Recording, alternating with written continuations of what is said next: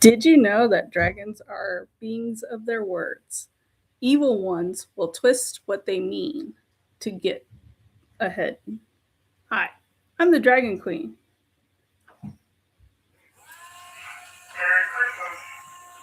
Hit that like, share, and subscribe. Today we're reviewing Santa and the Ice Cream Bunny. Both versions. I volunteered to do this via Super Chat on Pro's show, so here I am. I had nothing else planned, so I didn't know what I was getting into. I have seen these movies with the MS3TK guys a long time ago. Seeing them without the guys, whole different experience. Let's break this down. The first part for both versions is the same. The last part of this movie is the same for both movies. Just the in between is different for depending on which version you got. You got the Jack and the Beanstalk version, and you got Thumbelina version. We'll start with the beginning. The children's costumes are god awful. They look like green trash bags. Second, those are not reindeer. They are moose. Caribou, if I'm not mistaken. I could tell by their antlers. So we are way off base. Somebody did not do any homework for this. My third question was, why is there a hand on the doorknob as a doorknob? Why? I don't understand. Who designed this? This is the beginning of the movie. And if this is a musical, this is the greatest musical of all time. Why? Why is this the greatest musical of all time? I can't understand what they're singing. 80%, if not 90% of this movie, all of the songs, I don't hear what they're singing. And you can tell it's superficially placed over the person who's supposed to be singing in the first place. So the songs you can make out weren't done on set. Like, really, the only person I could make out in this entire movie just about was the giant. And there's a reason for that. I will get to that reason. Dear God. What the heck? Oh, man. We haven't even gotten to the second part. After the elves discover that Santa is not gone, or still gone, and his reindeer that are moose have returned to the North Pole, they don't go looking for him. They just continue creepily working on these same toys they've been working through their entire song, loving creepily. Just how, why, what? Just anyway, we'll get to Santa. He's stuck on a beach. Moral of the story, kids. Santa is lazy. He won't get off his butt. And he won't help out. All he'll do is complain about how hot it is every 5 minutes. That is the moral of this story. You could tell the sand is not that deep. It would take Santa 5 minutes if he stopped complaining about the heat. To dig or even push his sleigh out of the sand. But no, we gotta complain about how hot it is. Santa gives up so easily on every single animal these children, and my God, the children, they act like they're coming off of Fight Club from every which way across junkyards and probably getting tetanus, running through these cars and parking lots and every other place you can imagine to get to Santa. Because Santa has telepathy. Who knew? Who knew Santa had telepathy? Oh my dear God. I had way too much fun. Way too much fun with this.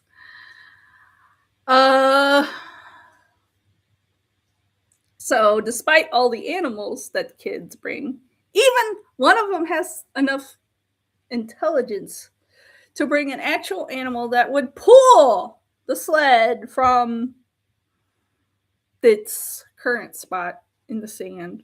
But it wasn't good enough because Santa said, "Oh, we're gonna give up. It's not gonna work." Seriously, Santa? Seriously? I could not get over it. And the fact that he was digging in the same spot when he tried to dig the sand out from the sleigh. Oh, I could do this little thing with my hand and it's going to make a difference. You could tell it's not that deep in the freaking sand. I'd rather complain about how hot it is. I'd rather complain about how hot it is. Oh my freaking gosh. And instead of going to do anything about it, the kids give up and join Santa around the sleigh when it's hot.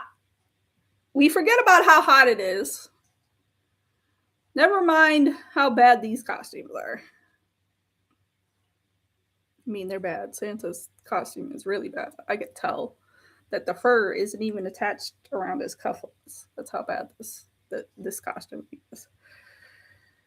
So instead of getting grown-up help or any other kind of help, we're going to tell you a story in the sun while it's hot. Depending on which version you got, is what story you got. This is where it changes a little bit. You got one story, which is Jack and a Beanstalk. Again, terrible costuming. We got 6 different. It's like we got a swindler story going on. We got people who are getting swindled story going on. You got Jack going on. And then supposedly this giant had stolen all this stuff from them to begin with. What? When did this happen in Jack and the Beanstalk? I don't remember that. I don't remember a giant coming down, stealing Jack's dad's things to begin with. What? Just said what? Anyway, so he climbs the hobby store line up to the clouds in his god awful wardrobe. Looks like a Texas Met flannel. That's what it looks like. Singing this song again. I can't make out what the heck he's saying. That's what makes it so great. And then they find He finds the castle. And he only steals one thing at a time. First, he steals the magical hen, which looks like tinfoil, paper mache bird.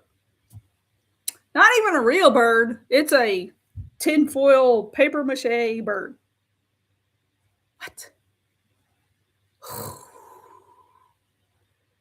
You couldn't put a duck in a cage for this.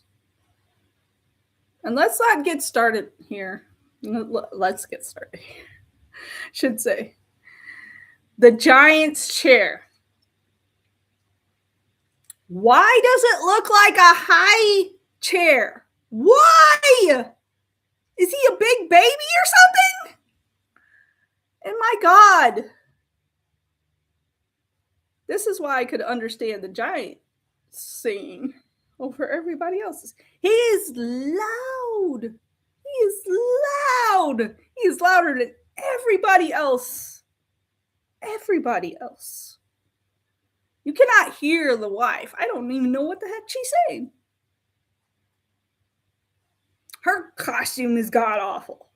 It's patch stitch madness that doesn't match anything. Why did we even include this woman? Jesus Christ. And then the beanstalk guy. The beanstalk seller, I should say. The bean seller. His costume looks like it was half crocheted dollies sticking out of his outfit there. And the Pied Piper.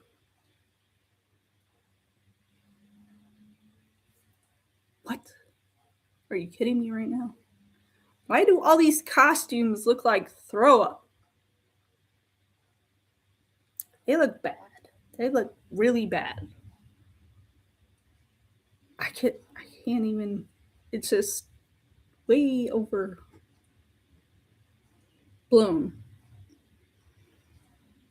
And apparently, during this story, time changes. But these costumes don't. If this is supposed to be day 2, shouldn't you be changing your clothes? Even the giant doesn't change his clothes. The woman doesn't change his clothes. Nobody changes their clothes. Are you kidding me? You gotta tell me some days pass between these stints? Get out of here. And then the background, when you see the bean seller, you could tell it's a paint job. I could tell it's a paint job. And an average person could tell that's a paint job. Couldn't even get some grass or fake grass or none of that. Couldn't make no trees. We just painted it on and it's bad. They thought it was good. It's bad. No doubt. No nothing. No nothing. Even when Jack opens the freaking window, I wanted to scream. Especially how high this window is to Jack. It is regular house. Whose window is that high? Mine is. Is yours? It's just I don't understand. You got to reach way up here to open up a window. Who designed this house? Another thing, the furniture is bad. Again, looks like throw up. I don't understand. So anyway, after the magic hen goes back up for the gold. Again, looks like those little chocolate eggs you'd find in the store on Easter, all wrapped up in foil. And then the magic harp, final day, because again, this takes over, they're supposed to take place over days. This magic harp looks bad. I want to just no. This is bad. Bad magic harp. Not only does it not play or it plays harp music on top of other musical instruments that it should not be allowed to play because it's a harp. You hear trumpets, pianos. What? And then it sings. What? At least in the animated versions, they had a lady attached to the harp so you could understand why they're singing. Not this one. Wrapped in tinfoil. Cheap strings. One looks like it's going to break while they're doing whatever to move the strings to make it look like it's playing music.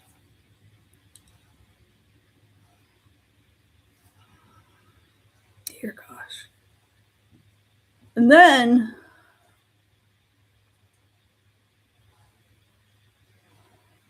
the giants fall.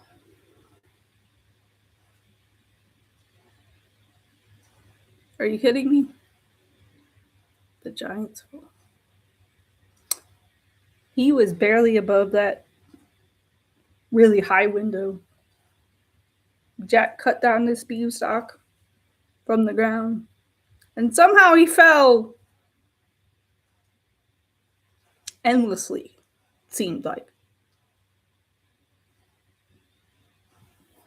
What? He barely was above the windowsill and somehow continued to fall like 30 feet when you saw Jack go out and cut this beanstalk. Math is not mathing. The distance is not mathing.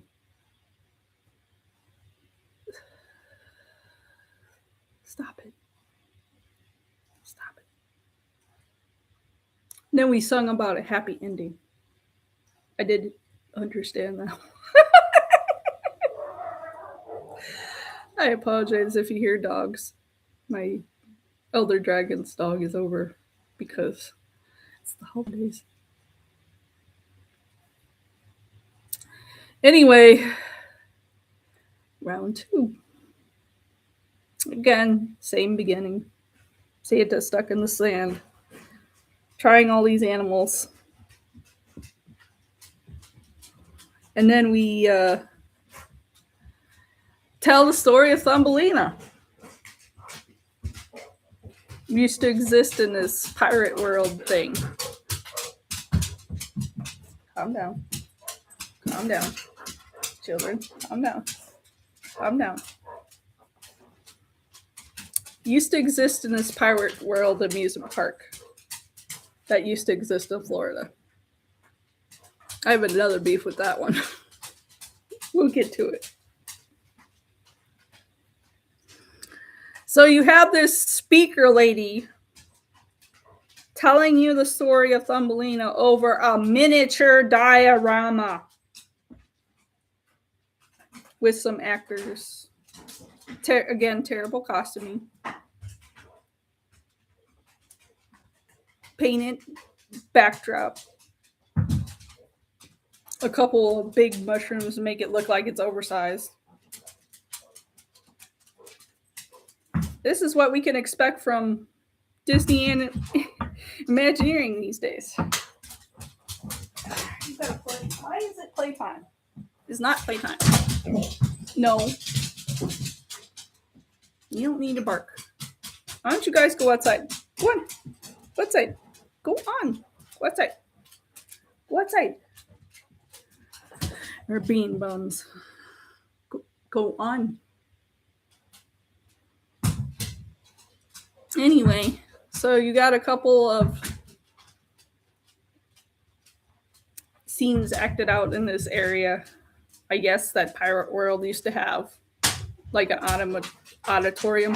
No, Sophie, it's not playtime. Go outside. No. Sorry about that. Go outside.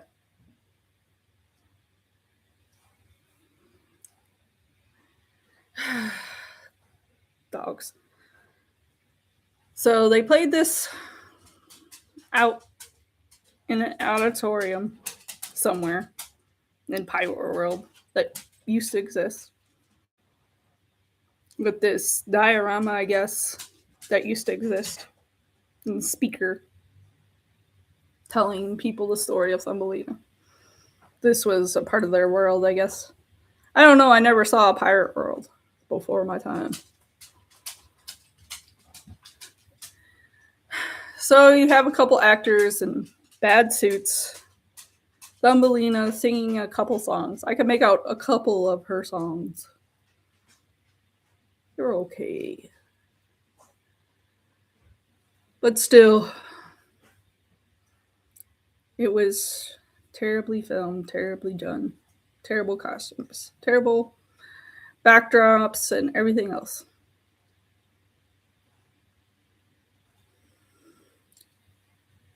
And before I get to the ending,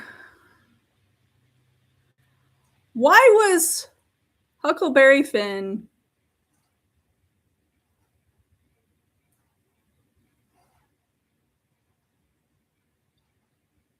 involved? And Mark Twain involved at all? It's like a story point that they wanted to do, but they ran out of time for. Like, what? You had these characters come from the river for no reason other than to stalk the other children and Santa in the bushes from a distance. Because they literally show up like twice. Once at the beginning with the raccoon that didn't want to be there, and one towards the end. What were you thinking? I don't understand. If you wanted to do something with them, incorporate them into the movie, why have them at all? Nobody knows. I don't know. Maybe one of the people who decided this knows. I don't know. I sure don't know. Anyway, we'll get to the end. The end.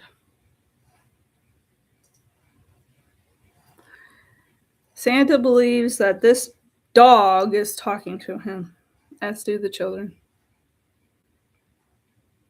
They've all lost their marbles from sitting in the sun.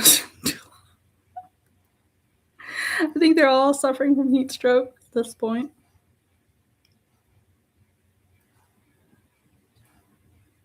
So the children run off again, leaving Santa to have more heat stroke in the sun.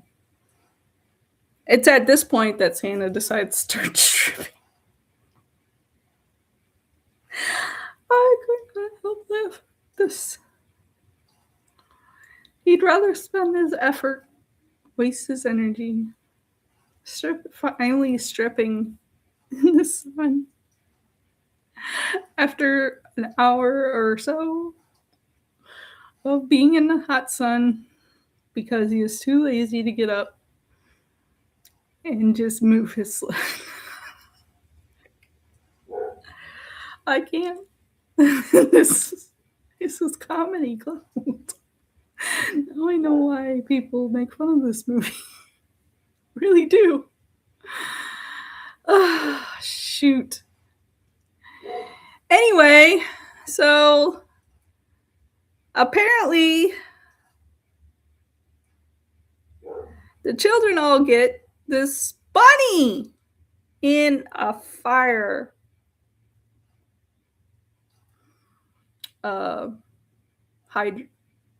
what's it called? Fire vehicle, fire engine. That's it. Couldn't word today. And it's a Model T, basically. Why is the ice cream bunny in a Model T?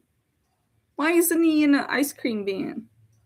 You want him to be the ice cream bunny. Why couldn't you get an ice cream truck? And then the glory on the cake. They go through Pirate World in this fire engine. All the kids with the bunny and the dog. Well, the dog comes up. Thought they were going to run over the dog. And find out that Pirate World's like 5 minutes away. So Santa couldn't get his butt up off the sled and walk maybe 10 minutes down the road to get to Pirate World to get help.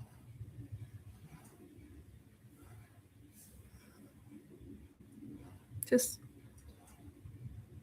And how is he the ice cream bunny? I don't understand, other than his name.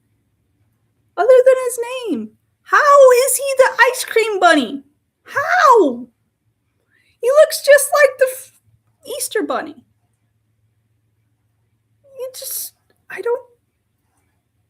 Nothing about him makes him ice cream. He's driving a fire engine. How is that ice cream related? And he blinks in one eye. Says nothing.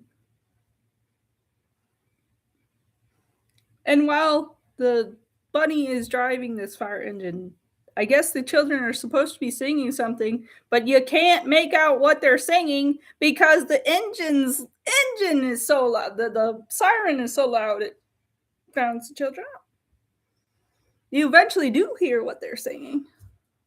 Again, it's superficial. It's all you could see their mouths moving and those words not lining up to what they're saying.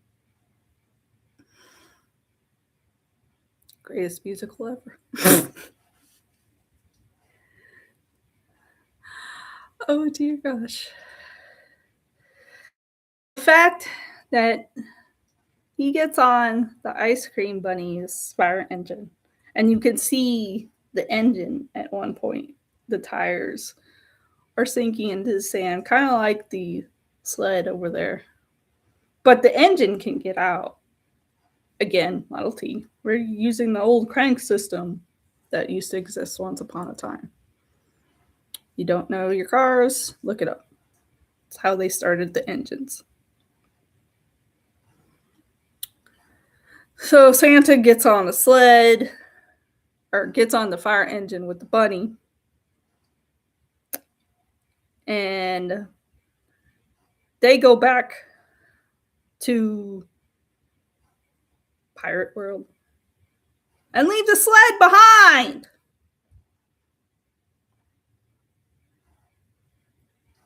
This fire engine. Why couldn't we take a rope since nothing else worked? Because Santa gave up. Why couldn't we take a rope to the fire engine and to the sled and pull the sleigh out of the sand?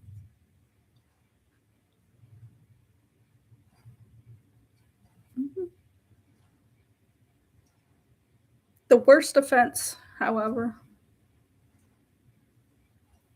is what happens at the end. The sleigh just magically disappears after Santa's gone.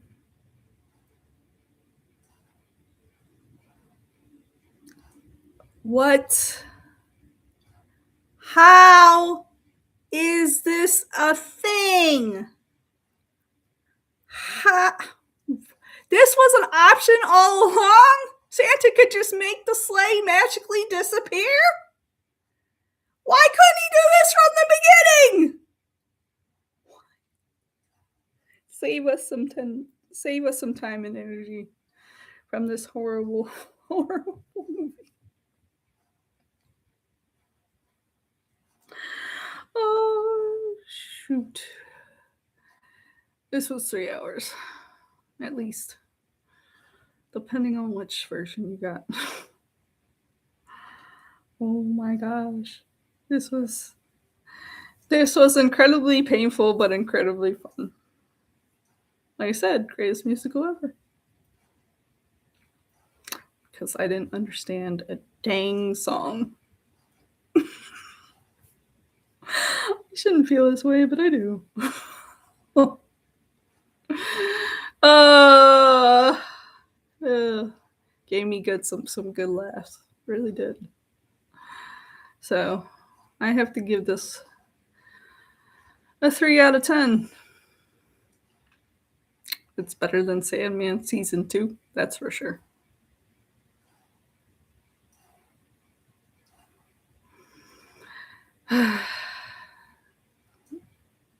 Man, was that painful.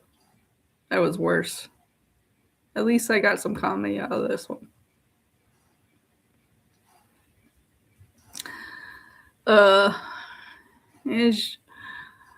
As far as updates go, still waiting for the 3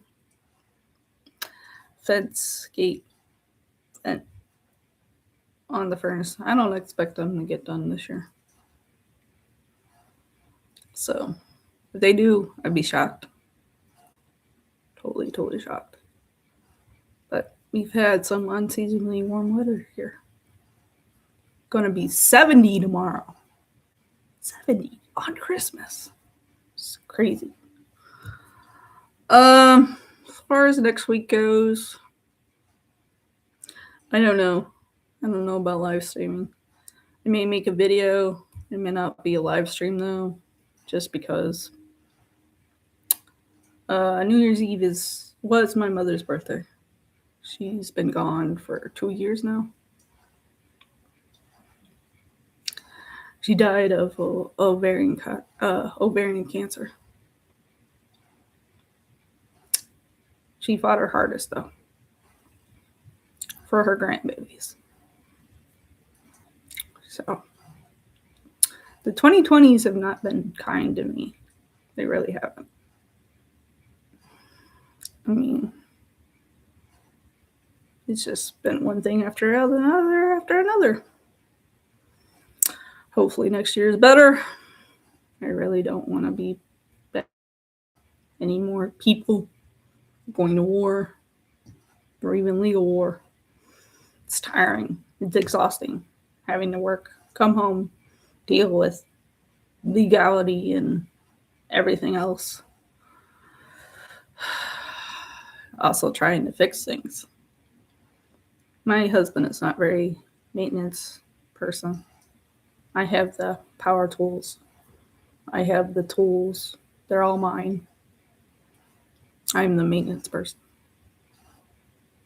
Cook, clean, repair, electrical work, plumbing work, figuring things out so you don't have to replace them and spend bunches of money. Try to anyway. Don't always succeed. So there's that. It gets exhausting. It really does. Like I said, I'm a woman of many skills. The only thing I don't do is battle Greeks on my daily routine.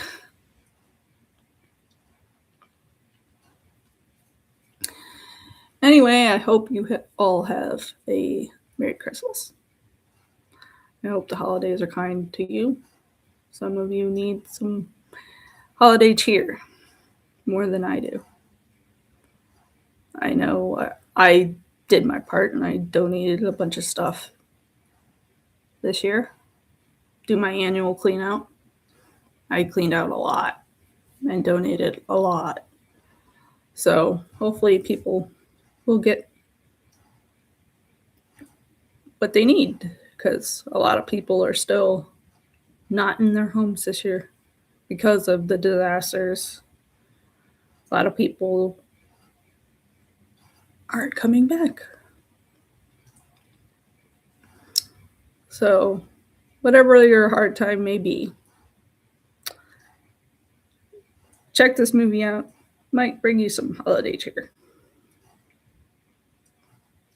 Might bring you some love in a dark time. Keep your mind off of it. Work through it. Live your life. That's what you're here for. You can't live for anybody else but yourself. And you have to want to do other things and move forward. Always move forward, because tomorrow is not certain. Live your best day. It may be your last. I'm not trying to be glum or downhearted in any way. It's just facts. But I hope you see tomorrow. And I hope your Christmas is better than everything else. Hopefully, you got some family or at least some friends to be with. I have a friend who's at war with his family, what's left of it. He's not spending the holidays with his sibling. He's spending the holidays with us because we offered him a place at our table. So it's not family, maybe blood, but it's always something more than blood. Family is what you make it. It doesn't have to be blood, especially around the holidays. As long as someone is willing to lend you a hand, give you some hope. Hopefully, you find your hope.